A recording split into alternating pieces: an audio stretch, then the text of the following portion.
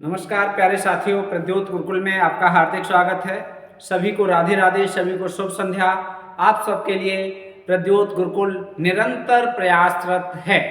आज हम आपके लिए एक और बेहतरीन क्लास लेकर आए हैं जो आपकी परीक्षा के लिए बेहद महत्वपूर्ण होने वाली है। आज की क्लास आदिवासी विमर्श पर आधारित है। आप लोगों ने महिला विमर्श पढ़ा होगा, स्त्री विमर्श पढ़ा होगा। स्त्री विमर्श की रचनाएं बहुत पूछी जाती हैं, ठीक है। हमने कुछ बुजुर्ग विमर्श पर भी आपको रचनाएं दी हैं, बुजुर्ग विमर्श पर भी हमने चर्चा की है। दलित विमर्श हिंदी साहित्य में बहुत चर्चित विधा है। ऐसे ही एक और नवीन विधा आदिवासी विमर्श। आदिवासी विमर्श, इसके प्रमुख उपन्यास कौन कौन से हैं, कौन कौन से उपन्यासों में आदिवासी विमर्श की चर्चा है, अर्थात आदिवासियों से संबंधित चर्चा है। इनको हम जानेंगे, समझेंगे और परीक्षा के लिए तैयार करेंगे, ठीक है। तो हिंदी साहित्य के टॉप उपन्यास हम लेकर आए हैं जो आदिवासी विमर्श के अंतर्गत आते हैं। चलिए, तो सभी साथी शीघ्रता से जुड़ जाइए, अपने दोस्तों को भी जोड़ लिया करिए। चलिए देखो, क्लास भले ही छोटी होती है, क्लास चटक मटक वाली नहीं है, क्योंकि सुविधा और संसाधन चटक मटक वाले नहीं हैं। हम खुद ही चटक मटक वाले नहीं हैं, इसलिए फालतू की बातें करने वाले नहीं हैं। इसलिए हो सकता है आपको लगे कि यहाँ कुछ नहीं है, जो ज़्यादा बड़ी बड़ी बातें फेंक लेता हो वहाँ बहुत कुछ है। तो ऐसा जो बाहरी चटक मटक है वो आप यदि गंभीर विद्यार्थी हैं तो आप समझ सकते हैं कि आपके लिए कितनी लाभदायक है। इसलिए अब हम भी बस आपके लिए जो भी कर रहे हैं, जैसे भी कर रहे हैं, बहुत कम संसाधनों में हम आपको ये सुविधा या ये क्लास उपलब्ध करा रहे हैं, ठीक है। तो कम संसाधनों का मतलब ये है कि ये तो स्मार्ट बोर्ड तो हमने ले ही रखा है और इसके सामने जो वीडियो रिकॉर्डेड हो रही है वो भी हम मोबाइल से ही वीडियो रिकॉर्ड करते हैं, ठीक है। और इस कक्ष में बहुत बड़ा ये हॉल है, इसमें हम अकेले ही रहते हैं। खुद ही कैमरा लगाना, खुद ही वीडियो लगाना, खुद ही रिकॉर्ड करके और अपलोड करना, एडिटिंग करना, जो कुछ भी थोड़ा बहुत, तो इतना सब समय हम आपको देते हैं, ठीक है। पीडीएफ वाले भैया जो बनाते थे पीडीएफ वो चले गए कहीं बाहर, बेरोजगारी का दौर है, नौकरी, सरकारी नौकरी के इंतज़ार में थे, नहीं मिली तो वो कहीं चले गए। अब चले गए तो अब पीडीएफ बनाने वाले भी नहीं हैं, और भी तलाश रहे हैं, कोशिश कर रहे हैं। मार्केट में जहाँ भी आप पीडीएफ बनवाओ तो पीडीएफ के लिए जानते ही हो आप पीपीटी के लिए तो बहुत सारे खर्च हैं। तो उन सभी बहुत सारे खर्चों को न करके हम छोटी सी क्लास में आपको सीधे सीधे कंटेंट उपलब्ध करा रहे हैं जो आपके लिए बेहद खास होगा। आप बस नोट करते चलिए, तैयार करते चलिए, ठीक है। तो बिना किसी देर के सीधे सीधे चलते हैं आदिवासी विमर्श की ओर। चलो, और भी बहुत सारी बातें हैं, चर्चा करेंगे उन सभी बातों पर धीरे धीरे, ठीक है। और आप ये कहते हो ना, थोड़ा सा कई बार ये थोड़ी थोड़ी सी वीडियो ब्लर रहती है। अब जब कैमरे से वीडियो बनती है तो एक अच्छी क्वालिटी की वीडियो जाती है, और ये जो ऑडियो भी है, इस ऑडियो को ये माइक जो कनेक्टिंग वाले हैं ये कई बार बदल चुके हैं। जो तार वाला है उसे भी यूज करके देख लिया, और भी ये भी 4000 रुपये का आया, लेकिन फिर भी चाहे मोबाइल की कमी हो चाहे कुछ भी, आवाज़ उतनी क्लियर नहीं आती है, ये तो हमें पता है, ठीक है। वीडियो ब्लर इसीलिए हो जाती है क्योंकि वीडियो हल्की हल्की ब्लर होती है। कारण उसका यही है कि ये मोबाइल से बनती है, तो कई बार इस तरह का थोड़ा सा आ जाता है। चलिए, तो उसके लिए भाई हमें भी खेद है, हम भी नहीं चाहते कि ऐसा कुछ हो।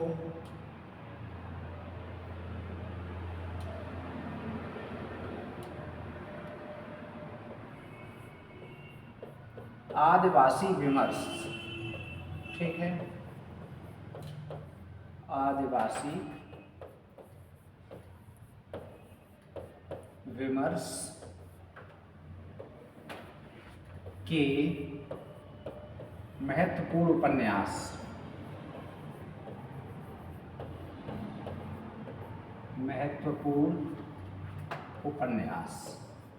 ठीक है, कौन कौन से उपन्यासों में आदिवासी विमर्श की चर्चा है। तो सबसे पहले पिछली क्लास की तरह एक तरफ हम यहाँ लिखेंगे उपन्यास, ठीक है, फिर लेखक, फिर वर्ण विषय। वर्ण विषय क्या है? सब आदिवासी विमर्श है, और उसमें भी जो मुख्य होगा उस पर हम चर्चा करेंगे, ठीक है। उसमें भी जो बात महत्वपूर्ण होगी उस बात पर हम लोग चर्चा करेंगे। तो सबसे पहली जो चर्चा का विषय रहेगा हमारा आज का, वो रहेगा, सबसे पहले हम चर्चा करेंगे, सबसे पहले चर्चा करेंगे तो वो किस उपन्यास पर चर्चा करेंगे जो बहुत महत्वपूर्ण है, ठीक है। चलो शुरुआत करते हैं। अलमा कबूतरी।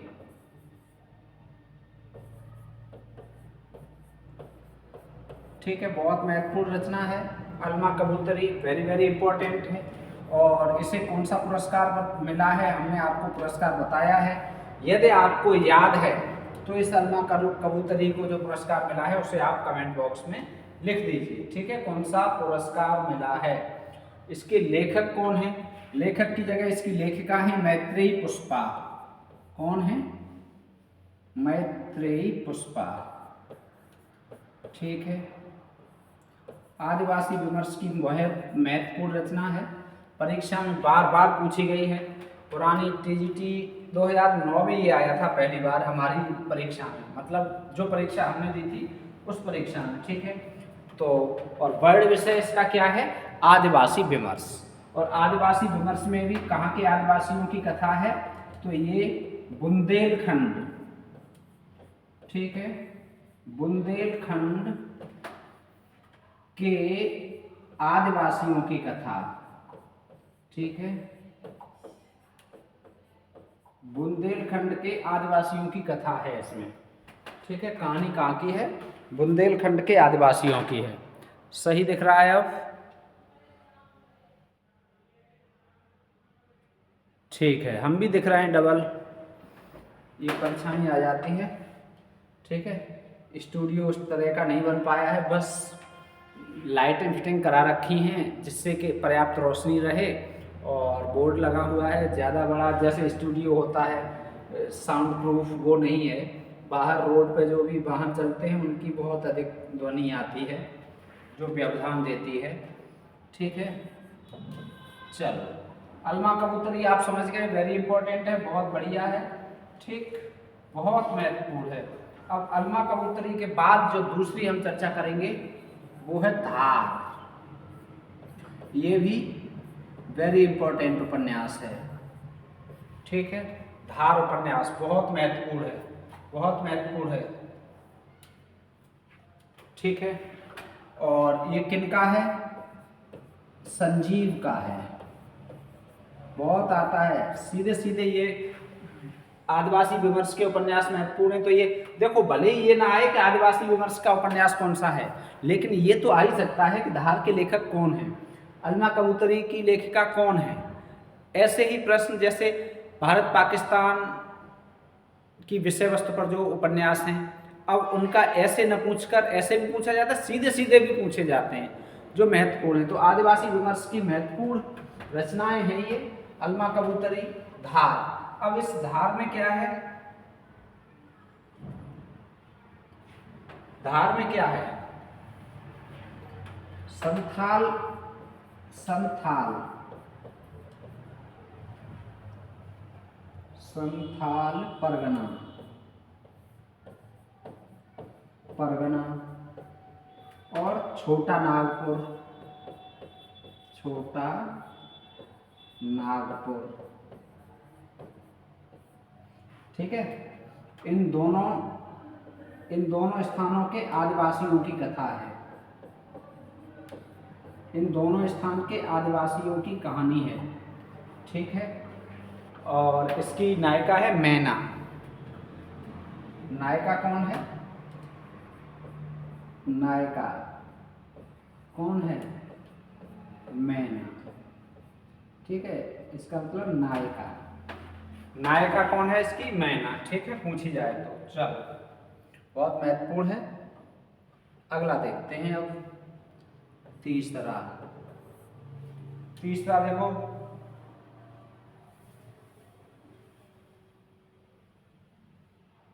अति महत्वपूर्ण हम लोग पहले चर्चा करेंगे। ठीक है, बाद में और भी करते चलेंगे। कब तक पुकारूं, कब तक पुकारूं, कब तक पुकारूं। ठीक है, जब तक राघव सुन न लें। कब तक पुकारूं, जब तक राघव सुन न लें। ये कब का था? ईयर 1990 का था। ठीक है, ईयर भी यहाँ देखो वेरी इंपॉर्टेंट लिख दिया था, इसलिए ईयर नहीं बचती थी। अलमा कबूतरी ये कब का है? तो ये 2000 का है। ठीक है, वेरी इंपॉर्टेंट नहीं लिख रहे क्योंकि जगह घटती है। तो कब तक पुकार, इसकी यदि ईयर पूछी जाएगी तो 1957 का है ये। ठीक है, कब तक पुकारूं, कब तक पुकारूं। ठीक है, कब तक पुकारूं, जब तक राघव सुन न ले, अर्थात रांगे राघव। लेखक कौन होगा इसके? रांगे राघव। जब तक राघव, राघव मतलब श्री राम, जब तक भगवान आपकी टेर न सुन ले तब तक पुकारते रहो। हारिए न हिम्मत विसारिए न राम। हिम्मत नहीं हारनी है, राम को नहीं विसारना है। ठीक है, राम को विसारना नहीं है, हिम्मत को हारना नहीं है, तब तक लगे रहना है। पुकारने का मतलब ये, तब तक परिश्रम करते रहना है, तब तक मेहनत करते रहना है, जब तक लक्ष्य प्राप्ति न हो जाए। लक्ष्य प्राप्ति का मतलब ही है सीधे सीधे राघव से। ठीक है, तो इसकी विषय वस्तु भी कई बार पूछी गई है। कब तक पुकारना। ठीक है, राजस्थान के कर्नट आदिवासियों पर आधारित है ये। ठीक है, राजस्थान के कर्नट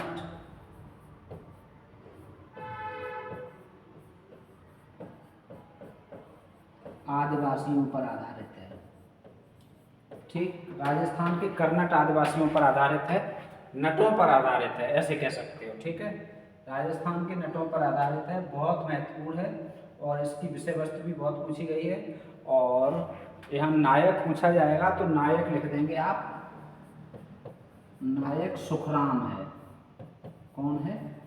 सुखराम। ठीक, ये इसका नायक है। चलो, कब तक पुकारूं, जब तक राघव सुन न लें। चलो, अगली बात सागर, लहरें और मनुष्य। अगला, सागर, लहरें और मनुष्य। ठीक है, ये भी बहुत महत्वपूर्ण है। सागर, लहरें, मनुष्य ये किनका है? 1956 का है, उदय शंकर भट्ट का है। किसका है? उदय शंकर भट्ट। ठीक, उदय शंकर भट्ट ने लिखा है सागर, लहरें और मनुष्य। सही दिख रहा है? दिख तो सही रहा है भाई, एकदम चमक रहा है। उदय शंकर भट्ट का है सागर, लहरें और मनुष्य। ठीक है,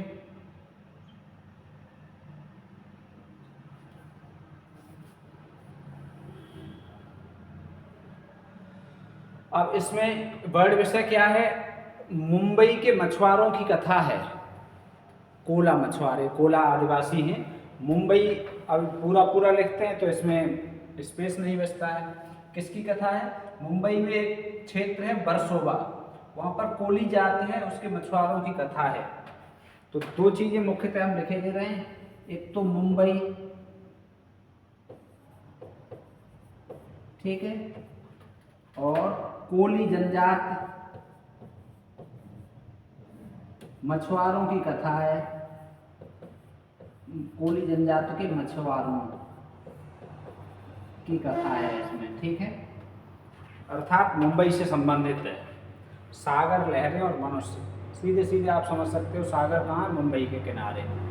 सागर, लहरें और मनुष्य, ठीक है। और इसकी नायिका पूछी जाएगी तो रत्ना, नायिका पूछी जाएगी इसकी तो रत्ना बताएंगे आप। रत्ना लिख लो, रत्ना, नायिका रत्ना। समुद्र में क्या निकलते हैं, रत्न निकलते हैं। समुद्र में क्या निकलते हैं, रत्न, ठीक है। तो याद रखेंगे इसकी नायिका कौन हो गई, रत्ना हो गई। चलो चौथा हो गया। अब देखो पांचवा, रथ के पहिए।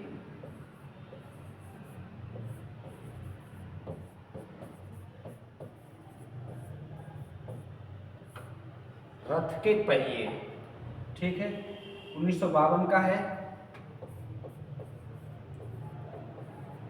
और देवेंद्र सत्यार्थी का है, बहुत महत्वपूर्ण है।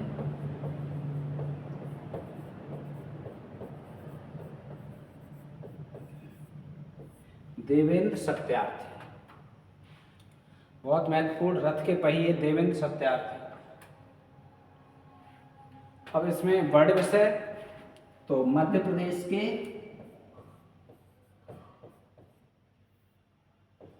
गोंड आदिवासियों की कथा, गोंड जनजाति है उसकी कथा है। मध्य प्रदेश में गोंड जनजाति है उसकी कथा है इसमें, ठीक है, गोंड जनजाति की। रथ के पहिए, चलो ये हो गए 5। अब देखो छठा,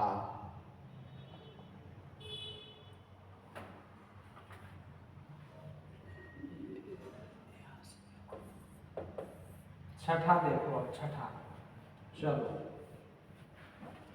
ये है कचनार। कचनार, ठीक है, ईयर 1947 का है। लेखक इसके कौन है, वृंदावन लाल वर्मा।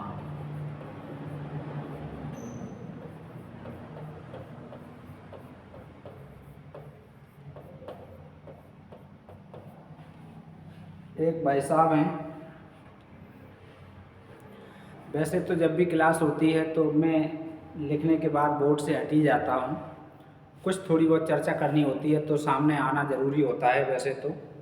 वैसे तो प्रत्यक्ष क्लास में तो आमने सामने जो कम्युनिकेशन होता है वो आवश्यक होता है। अब हमारी क्लास प्रत्यक्ष नहीं है, लेकिन फिर भी कैमरे के सामने, आपके सामने हमारा चेहरा या हम थोड़ी बहुत देर के लिए तो आना ही चाहिए। तो एक भाई साहब हैं प्रदीप कुमार नाम के, वो कमेंट कर रहे थे कि सर ऐसा करो, बोर्ड पे मत लिखा करो, सामने ही खड़े रहा करो आप।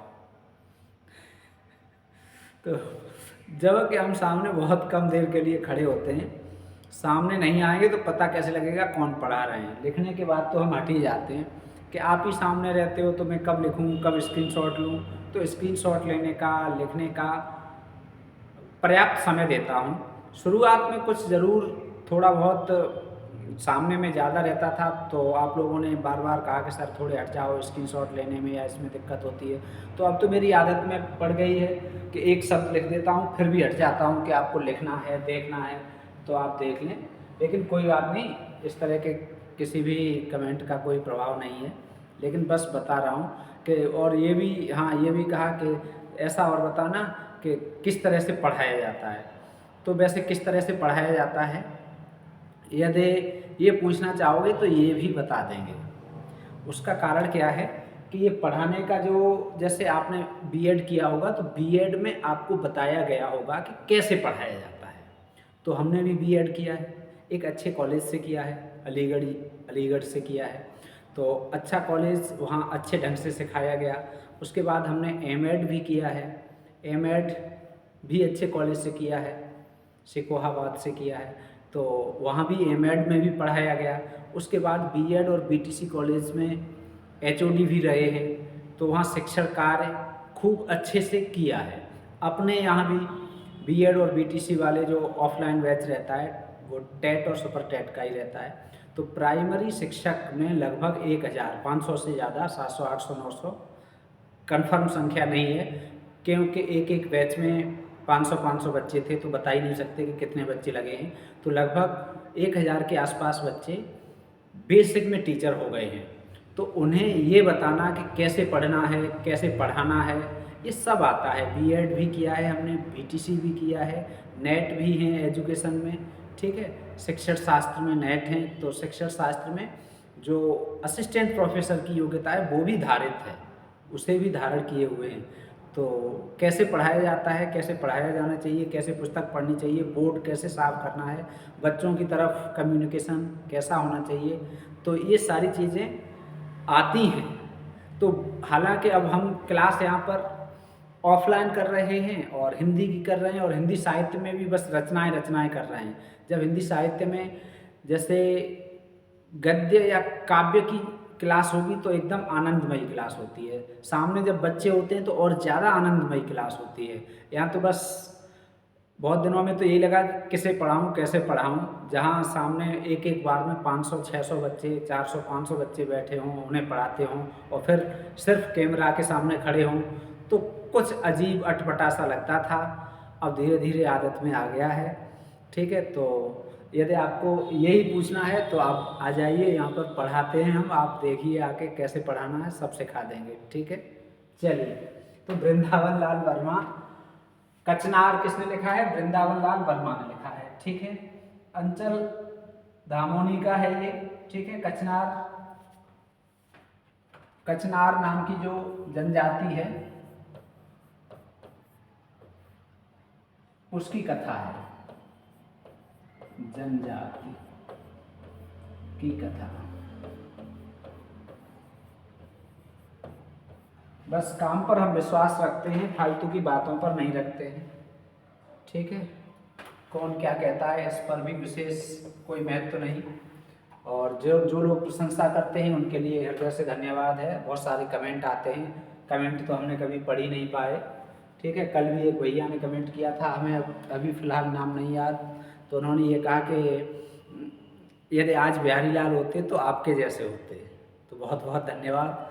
मतलब उनके कहने का मतलब ये था कि गागर में सागर देने की आपकी क्लास बहुत अच्छी है, यूट्यूब पर बहुत कम समय में बहुत अच्छा कंटेंट, ठीक है। चलो अगला देखते हैं अब, जंगल के फूल।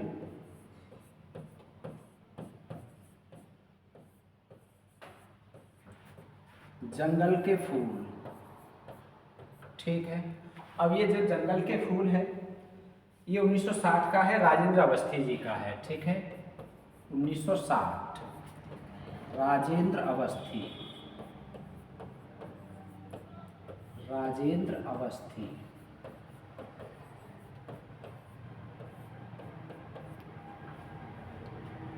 राजेंद्र अवस्थी 1960, राजेंद्र अवस्थी, ठीक है।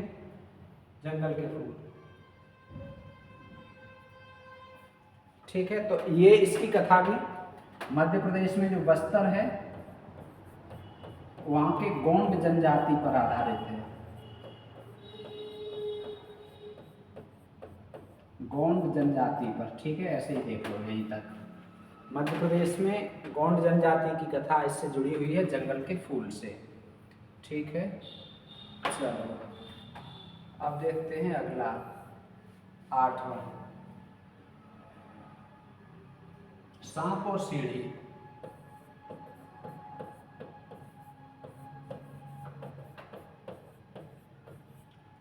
सांप और सीढ़ी,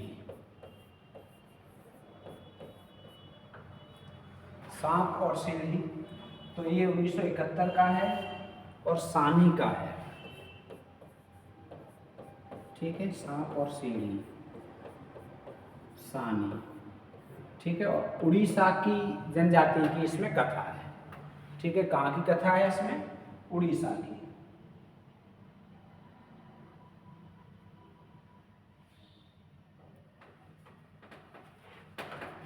और उसमें भी हलवा जनजाति।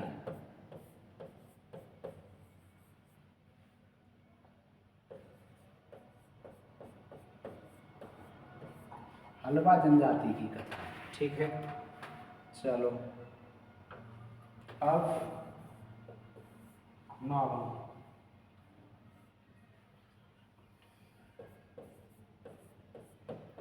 पिंजरे में पन्ना।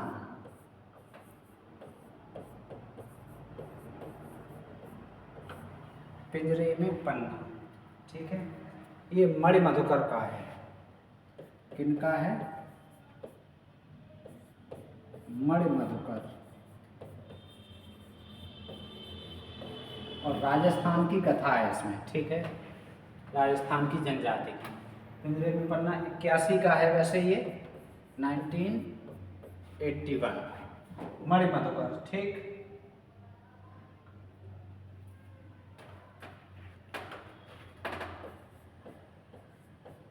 राजस्थान के गाड़िया लोहार।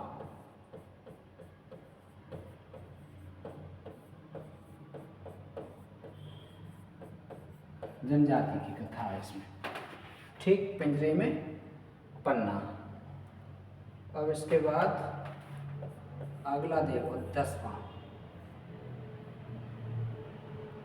यह है सैलूस।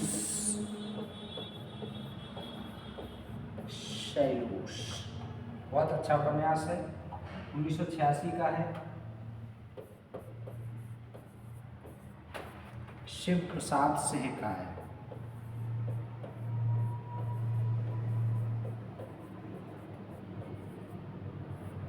शिव प्रसाद सिंह, ठीक है। किनका है? शिव प्रसाद सिंह का है। और इसमें चंदौली के रेवतीपुर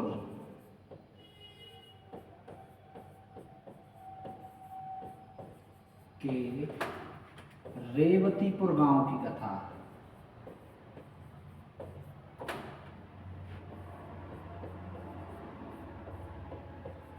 गांव के नटों की कथा है।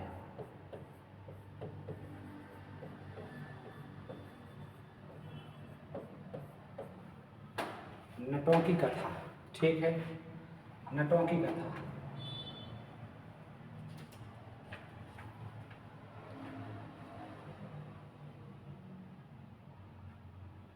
अगला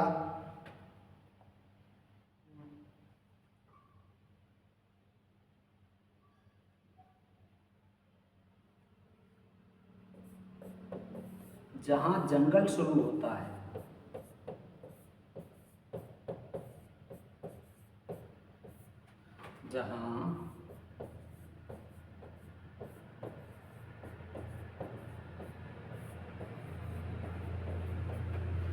जहां जंगल शुरू होता है,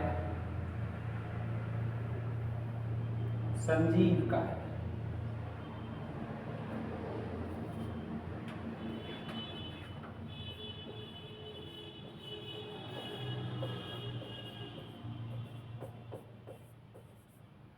और बिहार की जनजाति की कथा है इसमें।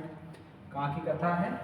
बिहार की, ठीक है। जहाँ जंगल शुरू होता है, चंपारण है बिहार में जो, वहाँ की थारू जनजाति। बिहार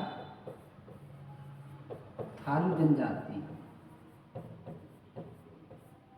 की कथा, ठीक है। बिहार के थारू जनजाति की कथा है।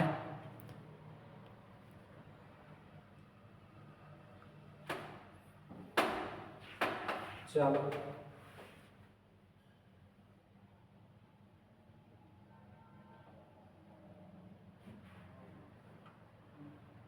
एक और देख लें, ग्लोबल गांव का देवता।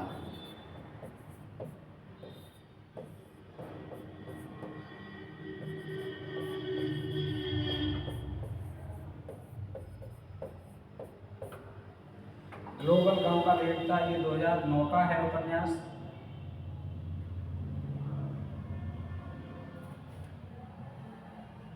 ये रणेंद्र का है। 2009 का है, ठीक है। असुर जनजाति की कथा है इसमें।